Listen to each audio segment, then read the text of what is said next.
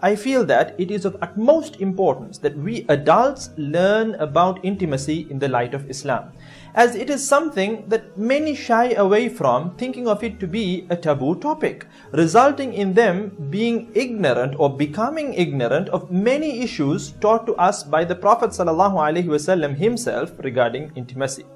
Sexual intimacy between spouses is allowed and highly encouraged in Islam. It is another great favor indeed from our Maker, Allah Azza wa Jal, that He has not set a blame upon those who lawfully release their desires. But as believers, even at the peak of passion and desire, we must not become blinded by lust and forget our Creator.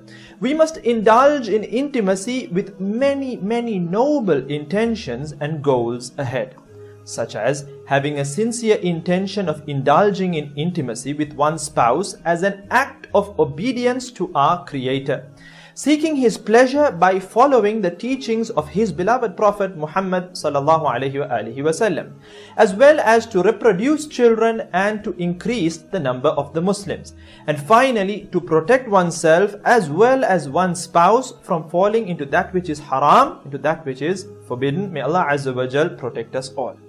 Moving on, let's discuss a few sunan and etiquettes regarding marital intimacy.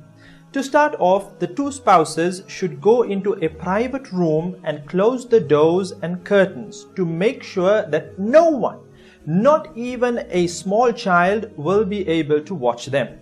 For covering one's private parts in front of anyone other than one's own spouse is an important obligation in Islam.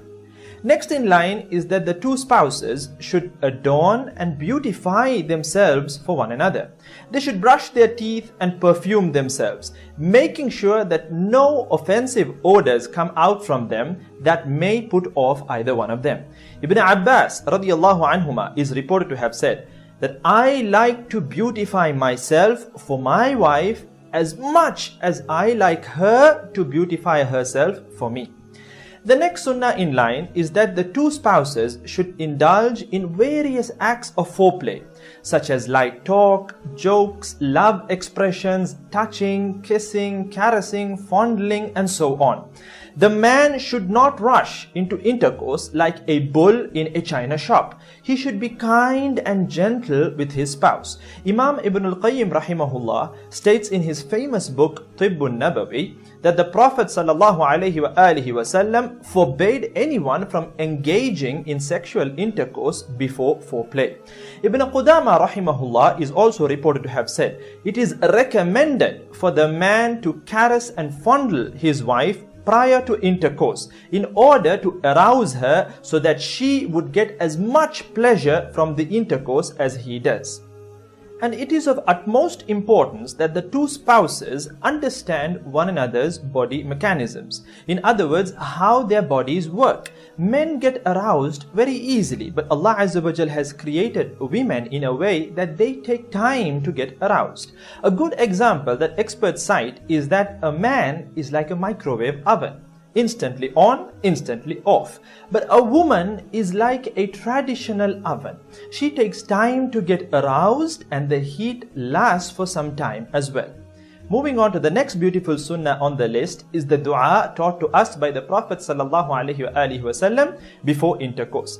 The narration is in Bukhari and Muslim. The Prophet ﷺ is reported to have said, when one of you wants to approach his wife, if he says, Bismillah, Allahumma jannibna ash-shaytan wa jannibi ash-shaytana ma razaqtana. In the name of Allah, O Allah, keep the devil away from us and keep him away from what you grant us.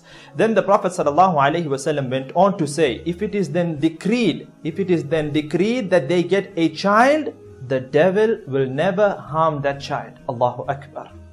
The next etiquette on the list is that a man should rush to fulfill his wife's desires and a woman should rush to fulfill her husband's desires.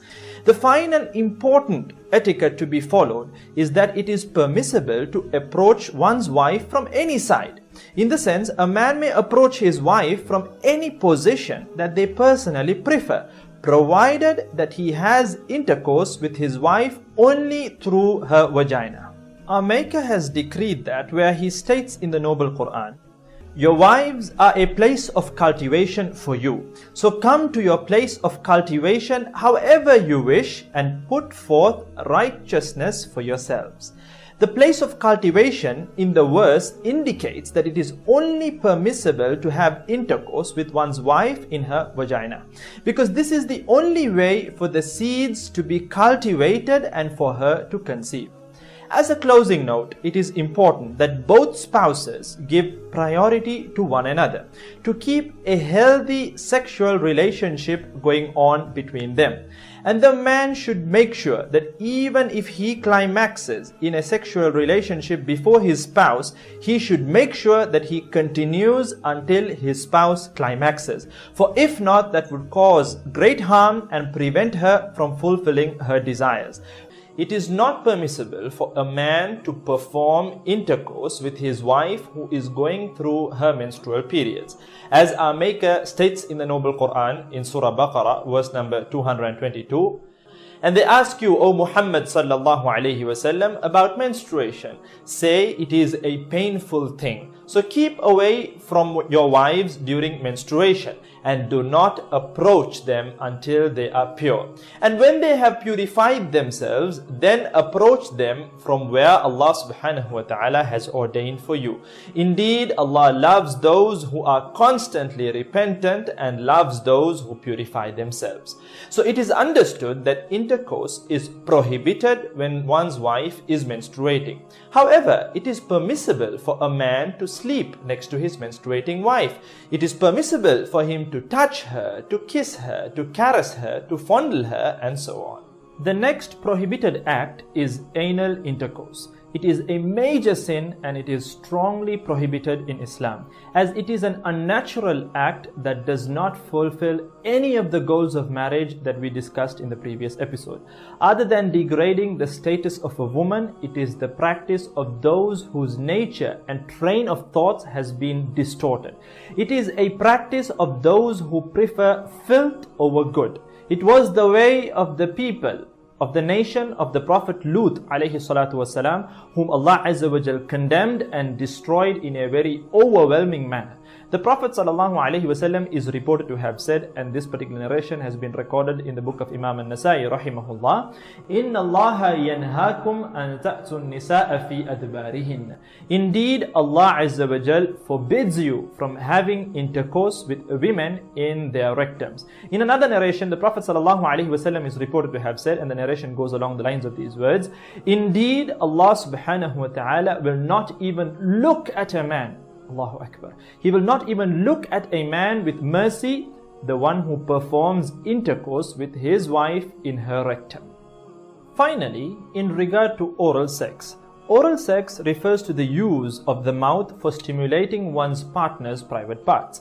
There is no reference at all in the texts of Islam or in the sayings of our pious predecessors in regard to this act. And scholars mention that there are two possible reasons for this. Number one, this practice was not known to the early generations of Muslims, and it only became widely known after the spread of pornography and vulgar material. Imam al-Albani rahimahullah was once asked in regard to it, and he replied, "We have not heard of anyone doing this except dogs." The second reason why this has not been mentioned is perhaps it was counted as a form of foreplay, and Islam prohibits an individual from disclosing private secrets of sexual intimacy. So that may have been the reason for it not to be mentioned. So scholars have stated that we may conclude that technically oral sex is permissible, but highly disliked for the following reasons. Number one, its ruling is not available from the Quran or the Sunnah of our beloved Prophet Muhammad sallallahu alaihi wasallam.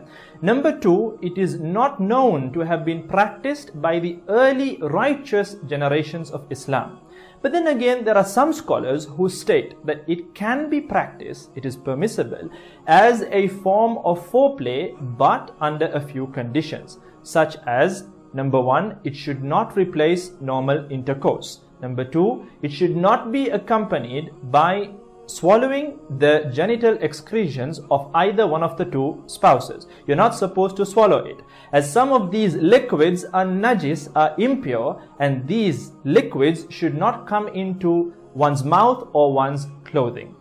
The final condition is that it should not be practiced in excess, as it causes infections to the private parts. And our deen, Islam, prohibits causing harm. Finally, as a closing note, it is greatly prohibited for a man to expose his wife's secrets, especially in matters of intimacy, such as birthmarks, reactions to certain intimate acts, and so on. Likewise, a woman is prohibited from exposing her intimacy secrets to other women. We ask Allah subhanahu wa ta'ala to protect our marriages and to bless our marriages and to bless all of us with beautiful, obedient children who will be a coolness to our eyes. Jazakumullah khair. Wassalamu alaikum wa rahmatullahi wa barakatuh.